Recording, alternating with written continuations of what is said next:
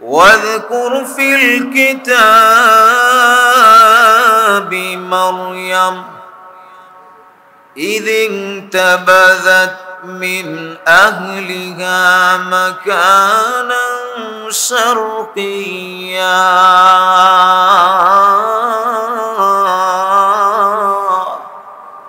আল্লাহ রাব্বুল আলামিন বলেন ওয়াজকুর ফিল কিতাবি মারইয়াম, তোমরা স্মরণ করো আমি আল্লাহ কোরআনে মরিয়ম সম্পর্কে আলোচনা করেছি, তোমরা তা স্মরণ করো। এই কথা কে বলতেছেন? আরো জোরে বলেন। আল্লাহ বলতেছেন মরিয়ম সম্পর্কে আমার কিতাবে আলোচনা করেছি, তোমরা তা স্মরণ করো। আল্লাহ রাব্বুল আলামিন এই কথাটা তার নবীকে বলতেছেন তথা গোটা উম্মতকে এই কথা বলতেছেন। মরিয়ম সম্পর্কে আমার কোরআনে আলোচনা করেছি, তোমরা তা স্মরণ করো। মরিয়ম সম্পর্কে আল্লাহ তার কোরআনে কি আলোচনা করেছেন এই কথা বুঝতে হলে আমাদেরকে এবার চলে যেতে হবে সূরাতু আলী ইমরানের অন্য কিছু আয়াতে, যেখানে আল্লাহ রাব্বুল আলামিন বিস্তারিতভাবে কিছু কথা বলেছেন। إذ قالت امرأة عمران ربي إني نذرت لك في بطني محررا فتقبل مني إنك أنت السميع العليم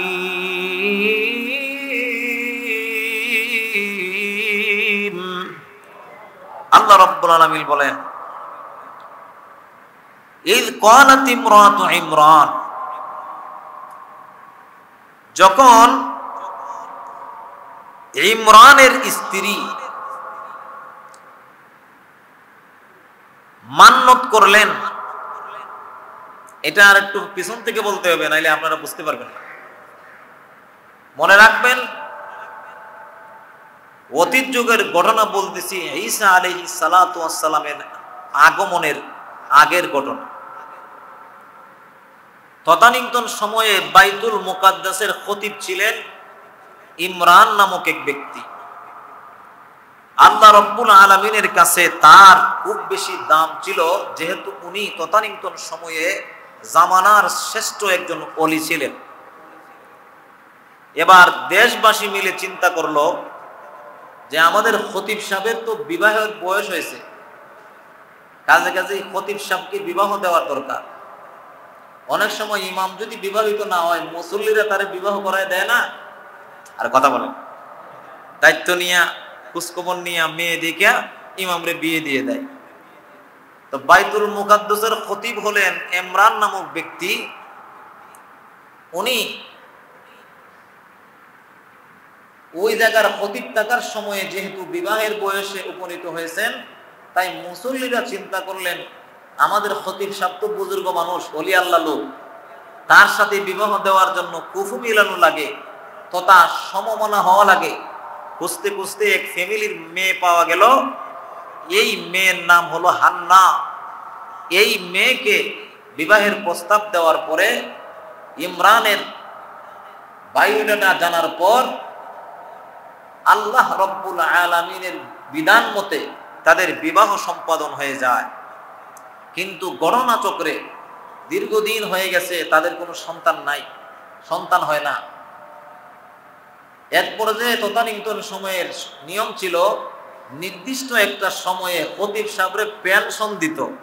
কি দিত? আরে ভাই একটু জোরে কন, আরো জোরে। পেনশন দিয়া উনি রিটায়ার্ডে চলে যেতেন, অবসর। এখন আমাদের বাংলাদেশে মসজিদের ইমাম সাহেবের পেনশন আসেনি? কথা জোরে বলেন না কেন? আছে। কিছুদিন আগে মিডিয়ার কল্যাণে দেখলাম একজন ইমাম সাহেব 42 বছর না 32 বছর ইমামতি করিয়া পেনশনে যাইতেছেন। মসজিদ কমিটি তারে একটা জায়নামাজ আর একটা তসবিহ দিছে। কি কি দিছে? জিনিসটা ভালো না খারাপ? আর কথা কন না। তসবিহ ভালো জিনিস না খারাপ জিনিস? জায়নামাজ ভালো জিনিস না খারাপ জিনিস? আপনারা কি বলেন, কাজটা ঠিকই করছে? আর জোরে কোন, হ্যাঁ, গুল্লি মারি তোর জায়নামাজ আর তসবিহ, ই তসবিহ আর জায়নামাজ আমার জীবনে ইমামতির বয়সে হাদিয়ে কম পাইছি। কথা বল ভাইরা আমার, 32-40 বছর ইমামতির পরে বিদায়ের সময় একটা তসবিহ দাও, তোমার ব্রেনটি কিছু নাই, তুমি কি পাগল? আর জোরে কোন কথা ঠিক কিনা? ঠিক ভাইরা আমার, অবাক লাগে মুসলমানদের কাজকর্ম দেখলে। টাইলস হয় মসজিদে, মুজাহিদ পাথর হয় মসজিদে, বিল্ডিং হয়, টাকা পয়সার কোনো অভাব নাই, মসজিদে এসি হয়। শুধু ইমাম মুয়াজ্জিনের ক্ষেত্রে কেন জানো এই দেশে বৈষম্য যায় না? কথা বলেন ঠিক কিনা? ঠিক না? শুধু ইমাম মুয়াজ্জিনের ক্ষেত্রে, খাদেমের ক্ষেত্রে এই দেশের মসজিদের বৈষম্য যায় না। খুব অবাক লাগে এটা। আল্লাহর ঘরের প্রধানের দায়িত্বে যিনি থাকেন, এদেরকে যেন দেখার মতো কোনো লোক সোনার বাংলায় না। কথা বলেন ঠিক কিনা? ঠিক না?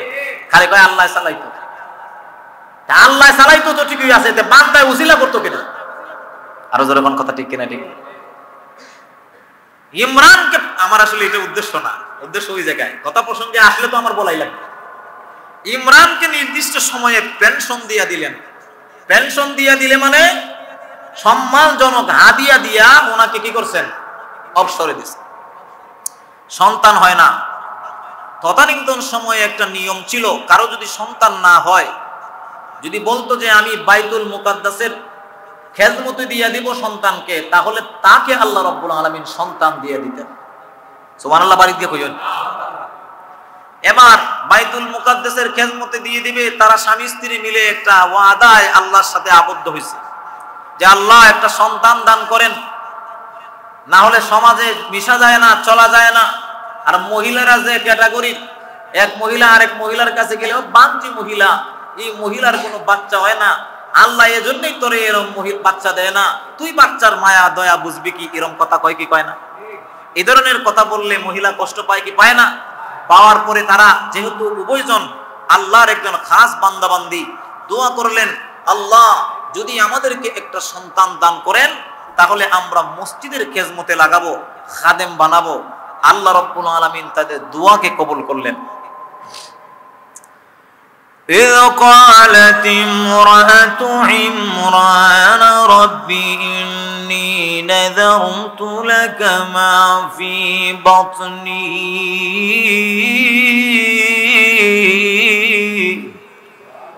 محررا فتقبل مني إنك أنت السميع العليم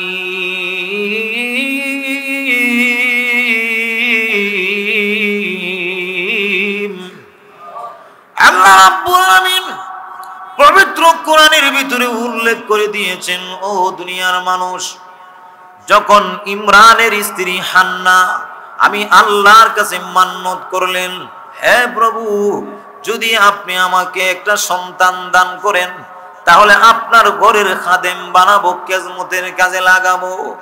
আল্লাহ রাব্বুল আলামিন দোয়াটা করতে দেরি হয়েছে, সাথে সাথে মহান আল্লাহ রাব্বুল আলামিন কবুল করে নিয়েছে।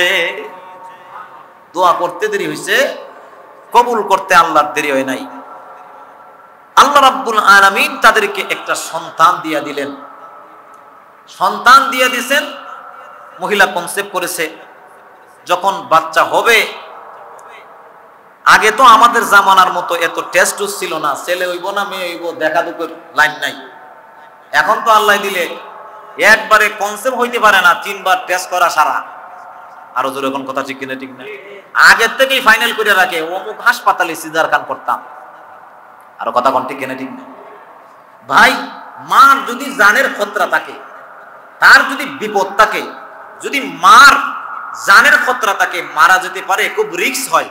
সিজার হারাম না, জায়েজ আছে না নাই? আর আপনারা কথা বলেন না কেন? জায়েজ আছে না নাই? জায়েজ আছে, সিজার জায়েজ আছে। কিন্তু আপনি যে মা কনসেপ্ট করার সাথে সাথেই অমুক হাসপাতাল ঠিক করে রেখে দিলেন, তার মানে আপনিও চাচ্ছেন সিজারে যেন হয়। আরো জোরে কোন কথা ঠিক না? ঠিক। তোমার তো দোয়া করা উচিত ছিল, আল্লাহ সিজারও যেন যাওয়া না লাগে। কথা কোন ঠিক কিনা? ঠিক না? কিন্তু আমরা সমাজে এখন যে যত সিজারে বেশি টাকা খরচ করে, তার বাপটা কত বাড়ে। আরো জোরে কোন কথা ঠিক কিনা? ঠিক। আগের জামানায় তো সিস্টেম ছিল না, ছেলে না মেয়ে দেখার কোনো সুযোগ নাই। যথা সময় চলে আসলো, সন্তান যখন ভূমিষ্ঠ হবে, সন্তান ভূমিষ্ঠ হয়ে গেল, হওয়ার পরে ইমরান বাহিরে ছিলেন, হঠাৎ করে দেখেন ভিতরে তার স্ত্রী হান্না কাঁদতে লাগলেন। কি ব্যাপার, সন্তান হয়েছে এত বছর পরে, বিবি তো খুশি হওয়ার কথা, কাঁদতে কেন? জিজ্ঞাসা করলেন।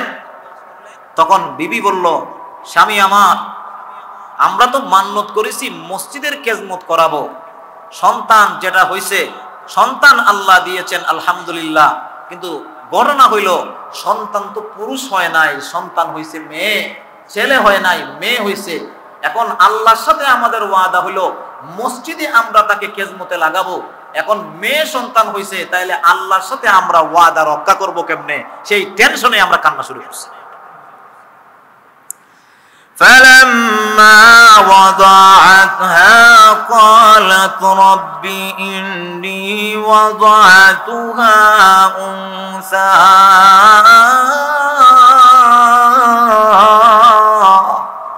والله أعلم بما وضعت وليس الذكر كالأنثى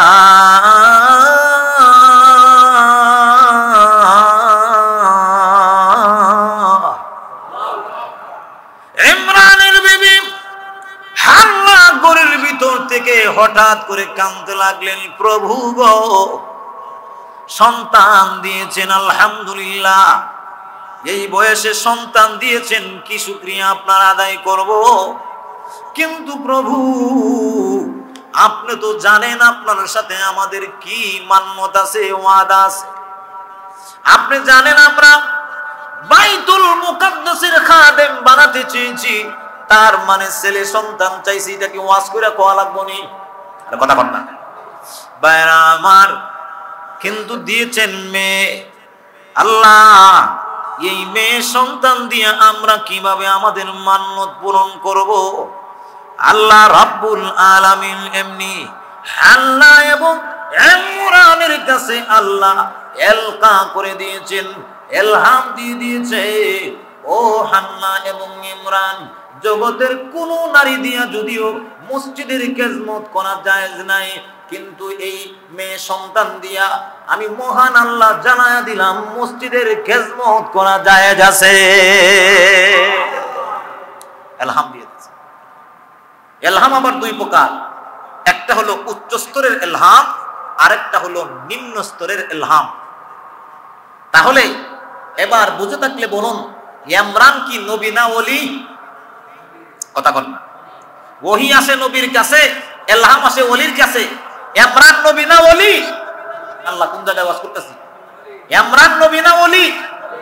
তাহলে উনার কাছে যে গায়বী আওয়াজ ফুটে উঠেছে, এটা কি ওহী না এলহাম? এলহাম। এটা কোন স্তরের এলহাম বলেন? উচ্চ স্তরের এলহাম। যেহেতু গায়বী আওয়াজ আসছে ডাইরেক্ট, একটা হচ্ছে নিম্ন স্তরের এলহাম হলো দিলে ধারণা হওয়া, আর গায়বী আওয়াজ ফুটে ওঠা হলো উচ্চ স্তরের এলহাম।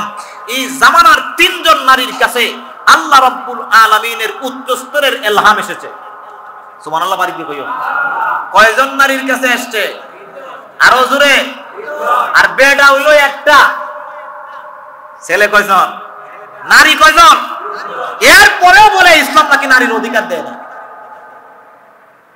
তিনজন নারীর কাছে উচ্চ স্তরের এলহাম এসেছে, আর একজন পুরুষের কাছে উচ্চ স্তরের এলহাম এসেছে। ভাইরা আমার, বুঝতে সন্তান মসজিদের খাদেম হইতে পারবে, আযান দিতে পারবে, ইমামতি করতে পারবে, মুয়াজ্জিনি করতে পারবে, চেয়ারম্যান হইতে পারবে, মেম্বার হইতে পারবে, তাহলে প্রধানমন্ত্রী তো হইতেই পারবো। কথা কোন ঠিক কিনা? ঠিক না? ভাইরা আমার, যে নারীর আযান দেওয়া নিষেধ, যে নারীর ইমামতি করা নিষেধ, যে নারীর মসজিদের মুয়াজ্জিনি হওয়া নিষেধ, কোন ব্যাকলে কইছে তোরে দেশের দায়িত্ব সে নারীর হাতে দিয়া আজকে দেশের 12টা বাজে গেছে। কথা কোন ঠিক কিনা? ঠিক না? ভাইরা আমার, পরিষ্কার কথা বলতে চাই, যতদিন পর্যন্ত নারীকে আল্লাহ দেশ চালানোর জন্য বানায় নাই, নারীকে বানাইছে অন্য কারণে, পুরুষকে বানাইছে অন্য কারণে। পুরুষকে আল্লাহ সৃষ্টিগতভাবেই আল্লাহ রাব্বুল আলামিনের বিধান হলো তারা নেতৃত্ব দেবে, আর নারীকে আল্লাহ সৃষ্টিগতভাবেই বানিয়েছে নেতৃত্ব নেবে, মানবে, আর পুরুষ দিবে। ধরে কন্যা কথা ঠিক না ঠিক? এই কথা কি দলিল আছে না নাই?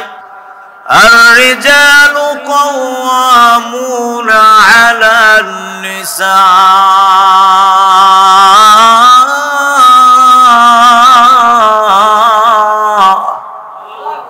আল্লাহ রাব্বুল আলামিন বলেন, ও দুনিয়ার মানুষ, আমি আল্লাহ রাব্বুল আলামিন মহিলার উপরে পুরুষকে প্রাধান্য দান করেছি। কোন জায়গায় প্রাধান্য? আমার আল্লাহ রাব্বুল আলামিন বলেন দুনিয়ার সমস্ত পুরুষদেরকে বলেছে তোমরা হলো মহিলার উপরে দায়িত্বশীল, মহিলা তোমাদের অধীনে। মহিলা আমাদের, আরো জোরে, মহিলা হলো আমাদের অধীনে, মহিলারা আমাদের অধীনে, তাদের উপরে আমাদের দায়িত্বশীল, এদের উপরে আমাদের অবস্থান। কোন কারণে? কয় পুরুষ হইল একটা শক্ত জাতি, এরা নেতৃত্ব দিতে পারে, মহিলা দুর্বল, সব জায়গায় তার যাওয়ার সুযোগ নাই। এজন্য আল্লাহ রাব্বুল আলামিন বাহিরের কাজ, কষ্টের কাজগুলো পুরুষকে দিয়েছে। ঘরের কাজ, নরম কাজ, ঠান্ডায় বৈশা বৈশা কাজ, ছাদের নিচে ছায়ায় তাইকা কাজ, এগুলো আল্লাহ নারীকে তাকসিম করে দিয়েছে। পুরুষরে বলেছে ইটের পাটায় 20টা করে ইট মাথায় নিবি, সারাদিন ঘাম জড়াবি, রক্তগুলোকে ঘামে পরিণত করে ইনকাম করে আনবি, ছাদের নিচে যে আরাম করে আছে ছায়ার মধ্যে বৈশা এই মহিলারে আইনা খাওয়াবি। আল্লাহ রাব্বুল আলামিন সৃষ্টিগতভাবেই পুরুষকে বলেছে তুমি বাহিরের ডিউটি, নারীকে বলেছে তোমার ঘরের ডিউটি। এবার কেউ যদি ঘর ছাইরাও রাষ্ট্রের দায়িত্বে নেয়, বেজাল আছে না? না, কথাটা কোরআনে আছে না? আমি মন করে কইছি, কোরআনে যদি না থাকে তা আমারটা মানতে হইব না। আপনার কথা কোন ঠিক কিনা? ঠিক না ভাইরা আমার? এবার আসেন, এগুলো বলতে গেলে সময় লাগবো, আমার বহু কাজ আছে, এই আলোচনাই শেষ করতে পারবো না ভাইরা আমার। তাইলে বলছিলাম ইমরানের কাছে যে ওহী আসছে, গায়বী আওয়াজ ফুটে উঠেছে, এটা ওহী না ইলহাম? পিছনের বাইরে কন্যা, ওহী না ইলহাম? ইলহাম। এবার ইলহাম পাওয়ার পরে প্রথম দিন তো গেল, যা এখন মরিয়ম আলাইহিস সালাতু ওয়াস সালামের ক্ষেত্রে ইমরানের স্ত্রী হান্না সন্তানের নাম রাখতেছেন। নাম রাখতেছে কেটা? বাপে নাম মায়, কথা কন, আরো জোরে কন্যা, মায় কেন রাখতো? কারণ তুমি তো খালি বেডা মানুষ, কষ্ট করছো কম, বেডি সন্তানের পিছনে কষ্ট করছে 3টা। এজন্য আল্লাহর বিধান হইল নাম রাখার সময় মারে আগে জিজ্ঞাইতে হয়, নাম কি রাখবো আপনার সন্তানের? সুবহানাল্লাহ কইতে পারলেন না? কষ্ট করছে বেশি, এজন্য তারে জিজ্ঞেস করতে হয় তুমি সন্তানের বাবা ঠিক আছে? মাতবরি করলেই তো না, ওরে বলবেন যে আমিও আপনি কি রাখতে চান। যদি কয় না আপনি রাখেন, আপনি যা রাখেন আমার মত আপনার মতে, তাইলে তো অসুবিধা নাই, আপনি জিজ্ঞেস করবেন, তারে জিজ্ঞেস করতে হবে। কিন্তু দেখেন এখানে আল্লাহ রাব্বুল আলামিন কোরআন শরীফে বলেন মরিয়ম আলাইহিস সালামের নাম রাখতেছেন ওনার আম্মা হান্না। কি নাম রাখতেছেন? শুধু নাম রাখেই শেষ না, দোয়াও করতেছেন। তার মানে মাতে বাবাতে নামও রাখবে সন্তানের জন্য। আরে কথা বলে না, নামও রাখবে নাকি হুজুর নেওয়া লাগবো? কথা কয় না, আনসার নেওয়া লাগবো নি? না, তুমি তোমার বাবা, তুমি তোমার সন্তানের বাপ, তুমি তোমার সন্তানের মা, নামও রাখবে। আর জোরে কর না, আমি আনসারি 1000 বার দোয়া করলে তোমার সন্তানের যে লাভ হবে, আপনি একবার করলে সেই লাভ হবে সৃষ্টিগত ভাবে। এখন তো হুজুররা তো বুঝুন আমাদের ব্যবসা শেষ, একটু হাদিয়ে তো ভাবছিলাম তাও বেজাল। আপনি যে কি ওয়াজ করেন মাঝে মাঝে, এগুলা না করলে হয় না হুজুর। আর হুজুর এখন কথা ঠিক কিনা? ঠিক না? 1-2 হুজুরের বেজাল আছে না নাই? আলহামদুলিল্লাহ, আমার অসুবিধা নাই, না দিলে সমস্যা নেই। কথা কোন ঠিক কিনা? ঠিক। ভাইরা আমার, এইবার আসেন কি বলে শুনে। فلما وضعتها قال رب إني وضعتها أنثى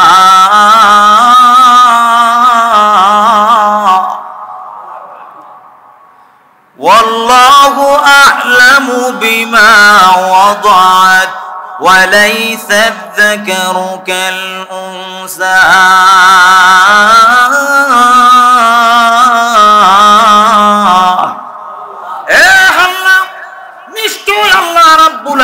জানেন তোমাকে কি সন্তান দেওয়া হয়েছে। মেয়ে হয়েছে, এজন্য তুমি চিন্তিত হয়ে পড়েছো, টেনশনগ্রস্ত হয়েছো। ও হান্না, ভালো করে জেনে রাখো, তোমারই মেয়ে অন্য মেয়ের মতো না। জগতের কোনো মেয়ে দিয়া যদি মসজিদের খেজমত না করানো যায়, কিন্তু আমি আল্লাহ জানায়া দিলাম তোমারই মেয়ে সন্তান দিয়া মসজিদের খেজমত করানো যাবে। এবার নাম রাখতেছে, وَإِنِّي سَمَّيْتُهَا مَرْيَمَ। আল্লাহু আকবার বলেন।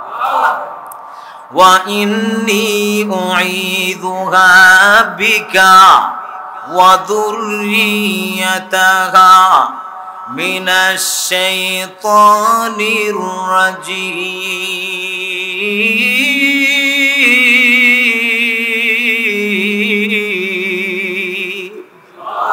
আল্লাহ রাব্বুল আলামিন বলেন, এবার হান্না নাম রাখে ওয়া ইন্নী উইদুহা, এবং আমি তার নাম রাখলাম বিকা, তোমার নাম রাখলাম, ওয়া যুররিয়াতাহা। আল্লাহ রাব্বুল আলামিন বলেন ইন্নী সামাইতুহা, এবং আমি তার নাম রাখলাম মারইয়াম, ওয়া ইন্নী উইদুহা বিকা। আল্লাহ রাব্বুল আলামিন বলেন, কি সুন্দর দোয়া করছে। এই দোয়াটা আল্লাহ কোরআনে উল্লেখ করেছে। আল্লাহ রাব্বুল আলামিন বলেন, মরিয়মের মা হান্না দোয়া করে বলে, আল্লাহ এই সন্তানের নাম রাখলাম মরিয়ম, আর আপনার কাছে দোয়া হইল আল্লাহ ওই সন্তানকে আপনি শয়তানের কুমন্ত্রণা থেকে হেফাজত করবেন। শুধু তা না, তার গর্ভে আবার যে সন্তান হবে তাকেও আপনি সন্তানের কুমন্ত্রণা, শয়তানের কুমন্ত্রণা থেকে, বিতাড়িত শয়তানের অভিশাপ থেকে দূরে রাখবেন। তার মানে নিজের সন্তানের জন্য দোয়া করেছে, এরপরে তার সন্তানের জন্য দোয়া করেছে। ভাইরা আমার, আমাদের ভালো করে মনে রাখতে হবে, নিজের সন্তানের জন্য দোয়া করব, তার পরবর্তী জেনারেশনের জন্য দোয়া করব। আমার সন্তানের জন্য আমি দোয়া করব এজন্য, সে যদি ভালো না হয় আমার বেজাল, তার সন্তানটা যদি ভালো না হয় আমার মাইয়ার বেজাল। আর কথা কয় না? তাহলে আমি বেজালে থাকলে যেমন আমি কষ্ট পাবো, হায়াতে বাইসে যদি দেখি আমার মেয়ের ছেলে অথবা মেয়ে তার অবাধ্য, এটাও আমার কষ্টের কারণ। এজন্য দুআয় বলে, আল্লাহ আমার মেয়েকে আপনি শয়তানের কুমন্ত্রণা থেকে হেফাজত করেন, এবং তার গর্ভে যে সন্তান আসবে তাকেও আপনি শয়তানের কুমন্ত্রণা থেকে হেফাজত করবেন। জুরে কোন সুবহানাল্লাহ।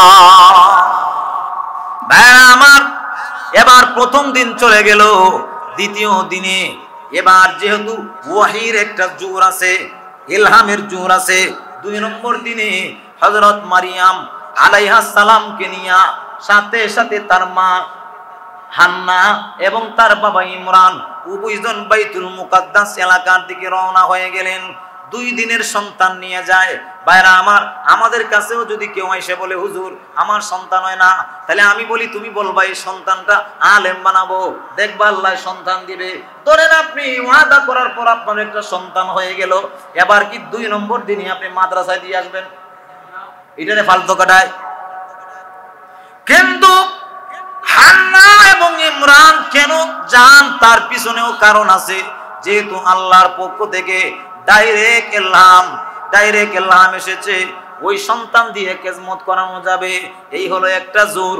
আর 2 নম্বর জোর, যেহেতু আমি বাইতুল মুকাদ্দাস মসজিদের সাবেক খতিব, এটারও একটা পাওয়ার আছে।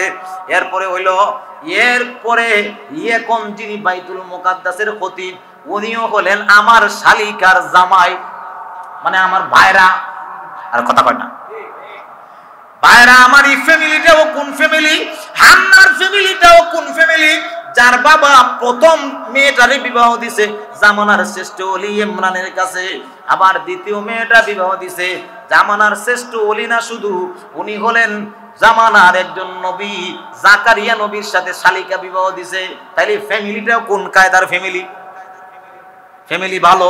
কথা কোন ঠিক না? ঠিক ভাইরা আমার, ওই ফ্যামিলিতে যেহেতু উনার শালিকার জামাই হলো বাইতুল মুকাদ্দাসের বর্তমান খতিব জাকারিয়া নবী, এজন্য এই জুরে উনি যখন গেলেন, হঠাৎ করে শ্বশুর বাড়ির মেহমান দিকা জাকারিয়া নবী আনন্দিত হইলেন। সাথে দেখেন তার বিবির বোন আসছে, এমনি ডাইকা বলেন তোমার বোন আসছে। এরপরে ইন্তেজাম করলেন, খানা দানা কমপ্লিট হলো। আনন্দে আত্মহারা, শ্বশুর বাড়ির মেহমান আসছে, লম্বা মেহমানদারি হলো। মেহমানদারি হওয়ার পর এমনি ডাক দিয়ে বলে, ও জাকারিয়া ভাই, কেন আসছি জানো নি? আর একটা উদ্দেশ্য আছে। কয় উদ্দেশ্য কি? কয় উদ্দেশ্য হইল এই সন্তানের ক্ষেত্রে আমি মান্নত করেছিলাম বাইতুল মুকাদ্দাস মসজিদের খাদেম বানাবো। সন্তান তো আল্লাহ ছেলে দেয় নাই, মেয়ে দিয়েছে, কিন্তু গাইবী আওয়াজ আমাদের কানে ফুটে উঠেছে, এই জন্য নিয়ে আসছি। এমনি হযরত জাকারিয়া নবী মনে মনে কয়, ভাইজানের বয়স তো বেশি হয় নাই, দুই দিনে সন্তান নিয়ে আসছে, তার কি মাথায় কোনো সমস্যা নেই? এমনি জাকারিয়া পয়গম্বর বলে, ও ভাই, আপনি যে কি বললেন আমি তো বুঝলাম না, আরেকটু বোঝাই আমার। পয়গম্বর তো বেয়াদব না, সুন্দর করে বললেন যে আমার একটু বুঝাইয়া বলেন। এমনি বুঝাইয়া বলে, গাইবী আওয়াজ ফুটে উঠেছে, আল্লাহর ঘর বাইতুল মুকাদ্দাসের খাদেম বানাবো। যেই মাত্র একথা বলেছে, এমনি জাকারিয়া নবী বলেন, ঠিক আছে, তাহলে আপনি অপেক্ষা করেন, আমি একটু পরামর্শ করে আসি। পরামর্শ করার জন্য বাইতুল মুকাদ্দাসের ভিতরে ইমাম, মুয়াজ্জিন আর যারা খেদমতে আছে এদেরকে নিয়ে বসলেন। একটা স্পেশাল বোর্ড নিয়ে বসছেন, এই বোর্ডটা হলো ফতোয়া বিভাগ। ওই বিভাগের মুফতিয়ানে কেরামদেরকে নিয়ে বসলেন যে মহিলাকে বাইতুল মুকাদ্দাসের খাদেমা বানানো যাবে কি যাবে না। যেহেতু আল্লাহ রাব্বুল আলামিনের কুরআনের বিধান হলো বানানো যাবে না, আর ওহী কয় বানানো যাবে না, এলহামে কয় বানানো যাবে। শর্ত হইল, ইসলামের বিধান হইল ওহী আর এলহামে যদি টক্কর লাগে, ওহী তার জায়গায় বহাল থাকবে, এলহাম বাদ।